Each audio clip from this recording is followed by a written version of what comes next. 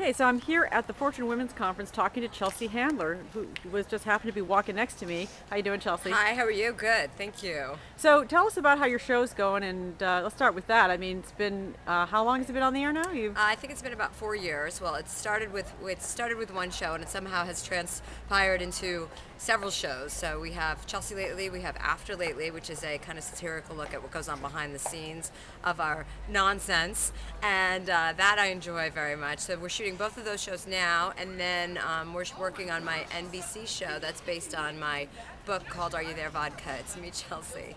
so you've actually turned this into a mini Chelsea Handler industry. It's not just a talk show. You've got a whole Right, yes. empire that you're building here. Well, we've just sold like three different television shows to three major broadcast networks. So for different people that are on my show, so it's kind of turned into a platform for other comedians, which has been really great for females, for comics in general. Well, talk about that for a minute. I mean, there's very few women voices in late night. You're pretty much the only one. Why is that, do you think? I don't know. I think it's just about timing. I think there are a lot of female comics or comedian actresses, female, in general, that are getting a lot of attention over the last 5 or 10 years.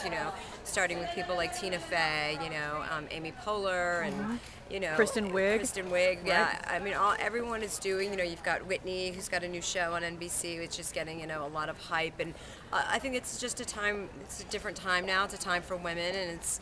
But late they'll night be- has been pretty much They- a dead zone for women. I mean, let's be honest. Well, it has, and luckily, I've been on the air for 4 years, so I can say that it has been successful for me, and I am very grateful for the opportunity. What And- what has distinguished your show? Why do you think that you've been able to break through that glass ceiling, let's say, for women in late night? Well, I think a point of view is a very, very powerful thing to have, and to have an opinion about everything and not be worried about who's going to be mad at you for saying what. Especially when you're on a show that is so silly, but it's a lot. It's that's something a lot of people have a lot of interest in seeing late at night after a day of work and after being stressed out. It's nice to kind of tune in and turn your brain off and have somebody else entertain you. I mean, do you have to sort of plan outrageous things to say, or do they No, no, no, no. They just come out? very easily to me. I don't have to plan that.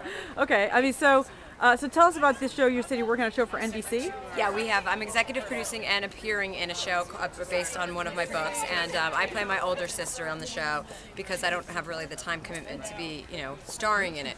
So, and then we have another 3 or 4 shows. I'm trying to build kind of a little, brand, and it's been working very well. And I'm happy to work hard, which is what it requires. What is it? The NBC show is what's the status of it right It's now? going to be a mid-season replacement, so will probably come on the air sometime in December, I would great. imagine. Uh-huh. Yeah. Well, that's going to keep you working pretty much day and night, sounds like, right? Because well- you're going to still do the talk show continues, right? Yes. I do the show every day, so I do that, and then I do the other 2 shows in addition to it. So, but I'm happy to be busy, and I'm happy to be working, and it's a good it's a good time to be doing it. It's a great time for you. Okay, thanks, Chelsea. Thank you.